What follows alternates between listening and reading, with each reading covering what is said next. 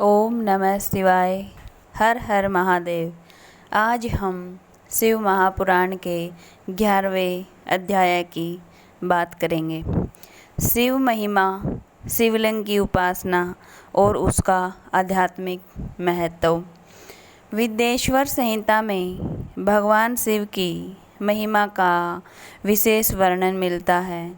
अध्याय 11 का मुख्य भाव यह है कि भगवान शिव की उपासना मनुष्य को केवल बाहरी सुख देने वाली साधना नहीं है, बल्कि उसके भीतर के अज्ञान, अहंकार और अशुद्धियों को दूर करके उसे परम सत्य की ओर ले जाने वाली साधना है। इस अध्याय में शिवलिंग की उपासना के माध्यम से भगवान शिव के निराकार और अनंत स्वरूप को समझने का मार्ग बताया गया है। भगवान शिव को अनादि, अत्यंत, अनंत और सर्वव्यापी माना गया है। उनका कोई निश्चित आरंभ या अंत नहीं है। वे संसार की प्रत्येक वस्तु में व्याप्त परम तत्व, जिस प्रकार आकाश को किसी सीमा से बांधा नहीं जा सकता, उसी प्रकार शिव का वास्तविक स्वरूप भी किसी एक रूप या स्थान तक सीमित नहीं है। वे समस्त सृष्टि के आधार हैं। शिवलिंग का महत्व।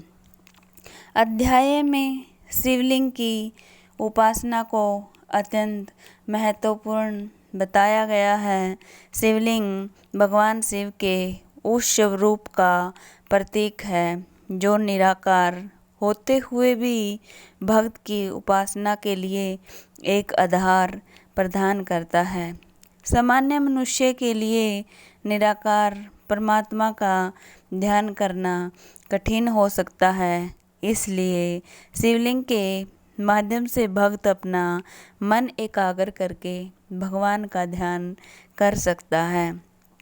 शिवलिंग को केवल पत्थर या किसी भौतिक वस्तु के रूप में देखना इस उपासना के गहरे अर्थ को समझना नहीं है।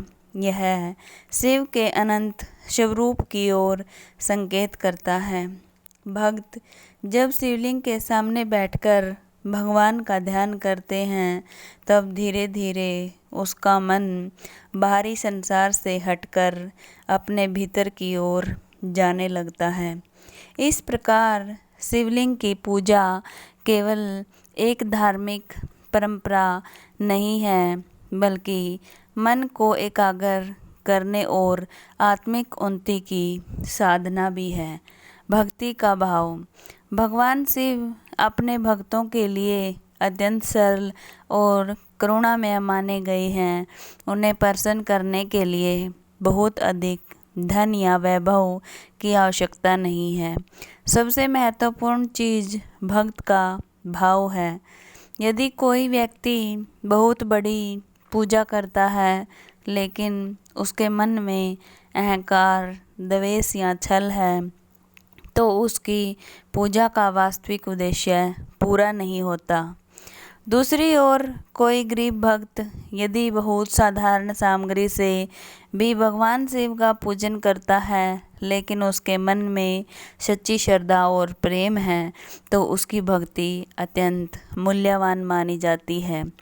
इसलिए शिवोपासना का पहला आधार श्रद्धा है, और दूसरा आधार शुद्ध भावना है, और तीसरा आधार सदाचार है। शिवलिंग का अभिषेक। शिवलिंग पर जल चढ़ाने की परंपरा अत्यंत प्राचीन है। जल शीतलता और पवित्रता का प्रतीक माना जाता है। भक्त जब शिवलिंग पर जल अर्पित करता है, तो वह अपने मन की अशांति और अहंकार को भी भगवान के चरणों में समर्पित करने का भाव रख सकता है। दूध, दही, घृत, मधु आदि से अभिषेक की परंपरा भी विचित्र धार्मिक विधियों में वर्णित है। इन सब का उद्देश्य केवल बाहरी कर्म करना नहीं बल्कि भगवान के प्रति श्रद्धा प्रकट करना है। अभिषेक करते समय भक्त भगवान शिव का स्मरण करता है और अपने मन को भगवान में लगाता है। इस प्रकार पूजा का प्रत्येक कर्म धीरे धीरे ध्यान और भक्ति का रूप ले लेता है। बिल्व पत्थर और अन्य पूजा सामग्री। भगवान शिव की पूजा में बिल्व पत्थर का विशेष महत्व माना गया है।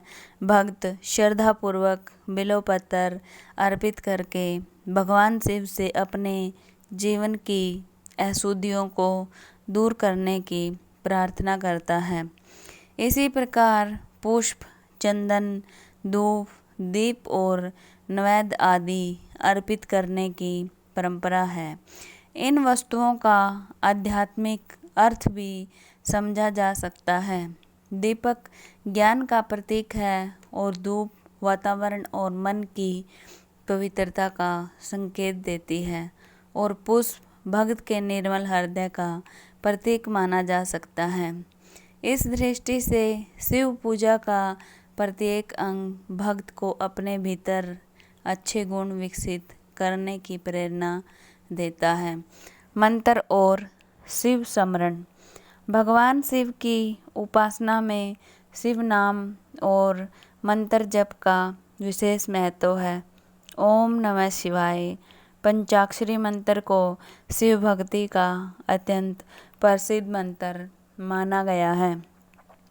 इस मंत्र का जप करते समय भक्त अपने मन को भगवान शिव में लगाता है। लगातार नाम स्मरण करने से मन की चंचलता कम करने और एकाग्रता बढ़ाने में सहायता मिलती है। मंत्र जप का उद्देश्य केवल किसी इच्छा की पूर्ति करना नहीं है, इसका एक बड़ा उद्देश्य अपने भीतर शांति और ईश्वर के प्रति समर्पण की भावना पैदा करना है। शिव भक्ति और अहंकार का त्याग। शिव उपासना का एक महत्वपूर्ण संदेश अहंकार का त्याग है। मनुष्य अपने ज्ञान, धन, शक्ति, पद या प्रतिष्ठा के कारण स्वयं को दूसरों से श्रेष्ठ समझने लगता है। यही अहंकार उसके मन में अशांति उत्पन्न करता है। भगवान शिव की उपासना करते समय भक्त सिर झुकाता है। यह केवल शरीर से किया गया प्रणाम नहीं है, बल्कि इसका अर्थ है कि मनुष्य अपने अहंकार को छोड़कर परमात्मा के सामने स्वयं को समर्पित करें। जब मनुष्य समझता है कि उसके जीवन की सारी शक्तियों भी परम सत्ता से प्राप्त हुई है, तब उसके भीतर विनम्रता उत्पन्न होती है।